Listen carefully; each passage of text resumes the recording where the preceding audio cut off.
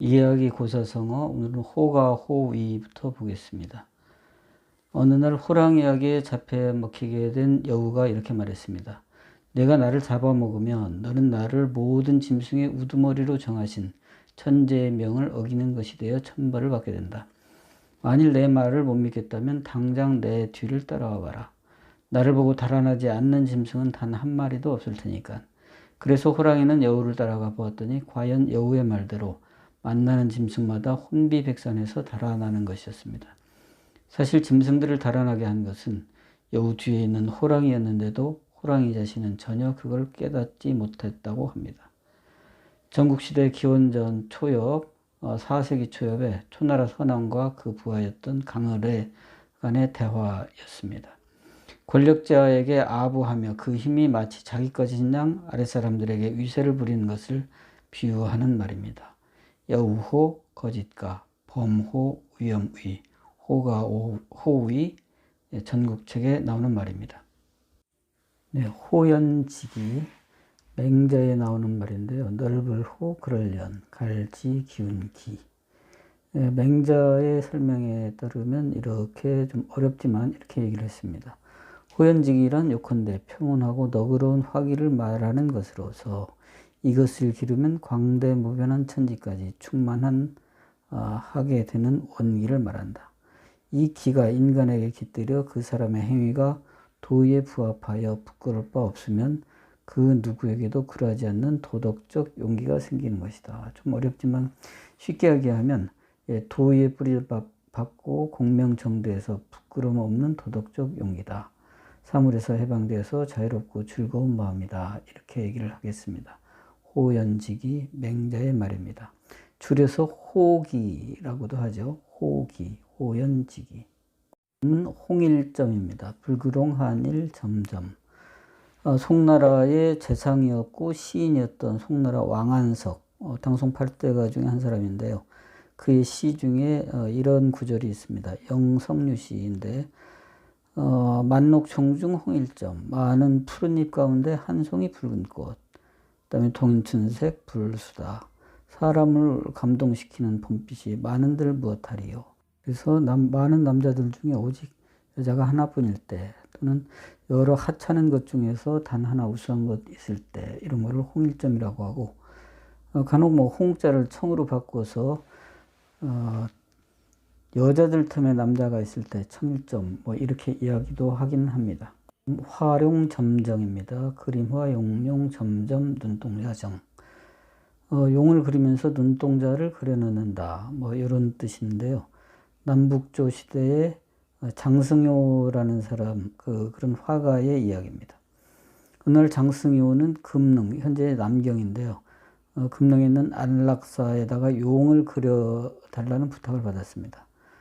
그는 절의 벽에다가 검은 구름을 헤치고 이제라도 곧 하늘을 날아오를 듯한 두 마리의 용을 그렸습니다. 물결처럼 꿈틀대는 몸통과 날카롭게 뻗은 발톱에도 생동감이 넘치는 용을 보고 찬탄하지 않는 사람이 없었습니다. 근데 이상하게도 그는 용의 눈에 눈동자를 그려넣지 않았습니다. 사람들이 이유를 묻자 장승효는 이렇게 대답했습니다. 눈동자를 그려놓으면 용은 당장 벽을 박차고 하늘로 날아가 버릴 것이요. 사람들이 그 말을 믿을 수가 없어서 당장 눈동자를 그려넣으라고 성화를 했습니다. 견디다 못한 장승효는 한 마리의 용에다가 눈동자를 그려넣기로 했습니다. 그가 붓을 들어서 용의 눈에 획하니 점을 하나 딱 찍었습니다. 그러자 돌은 벽 속에서 번개가 번쩍이고 천둥 소리가 요란하게 울려 퍼지더니 한 마리 용이 튀어나와 비늘을 번뜩이며 하늘로 날아가 버렸습니다. 그러나 눈동자를 그려넣지 않은 용은 벽에 그대로 남아 있었다고 합니다. 우리나라에도 그런 비슷한 얘기가 있긴 합니다. 솔거가 소나무를 그렸더니 날아가던 새들이 앉으려고 날아왔다가 벽에 머리를 부딪히고 죽었다라든가 이런 비슷한 얘기도 있습니다만, 활용점정. 그래서 요거를 이제 일을 처리하면서 가장 중요한 부분을 마지막에 완성시킨다, 이런 뜻으로 쓰입니다. 활용점정. 가외입니다. 뒤후 날생 오를까 또는 가희가 두려워할 외. 공자의 이야기로 논어에 나옵니다. 젊은 후배들은 두려워할 만하다. 그런 뜻인데요. 공자의 말을 그대로 보면 젊은 후배들은 두려워할 만하다. 후생가회죠. 장래 그들이 지금의 우리를 따르지 못하리라고 어찌할 수 있겠는가. 그러나 40, 50세가 되어도 세상에 이름이 나지 않는다면 두려워할 바가 없느니라. 이 후생가회라는 말은 공자가 제자 중에서 학문과 덕행이 가장 뛰어난 안회를 두고 한 말입니다. 물론 이 말은 굉장히 긍정적으로 후배를 존중하는 말입니다만 현대에 무섭게 변화하는 IT 시대에 후배를 두려워하는 선배들이 이야기와는 감이 좀 다릅니다.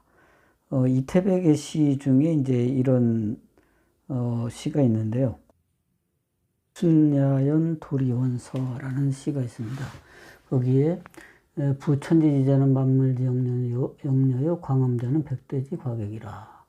천지는 만물을 맞이하는 여관이고 세월은 잠시 지나가는 나그네이다.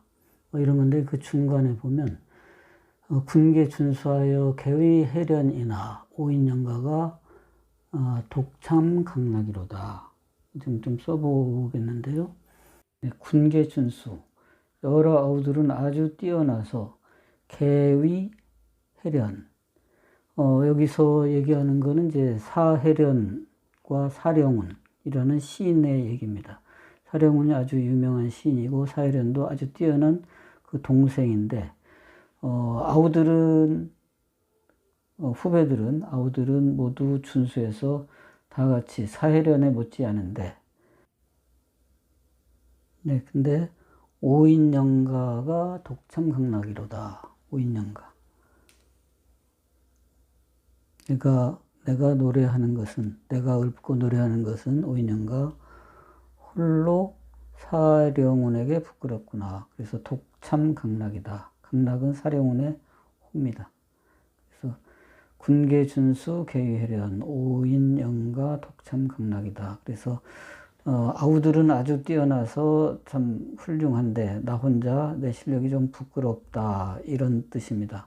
이런 것이 이제 후생가회든 아니면 군계준수 개의해련 오인영가 독참강락, 보통 그냥 독참강락이라고도만 합니다만 이런 거는 후배들을 존중한다 이런 뜻이지 후배들을 뭐 질투하고 질시하고 그래서 경계한다 이제 이런 뜻하고는 좀 다른 그런 뜻입니다. 후생가회 논어에 나오는 말이고요. 비슷한 시가 있어서 같이 써봤습니다. 후생가회는 특히 후배라기보다는 아이들에 관한 이야기라고도 할 수가 있겠습니다. 지금 자라나고 있는 이 아이들 하나하나가 나중에 어떤 인물이 돼서 우리 인류를 위해서 우리나라를 위해서 공헌할지 모르는 아주 귀한 존재들이다. 그런 뜻에서 후생가회 이렇게 쓸 수 있겠습니다.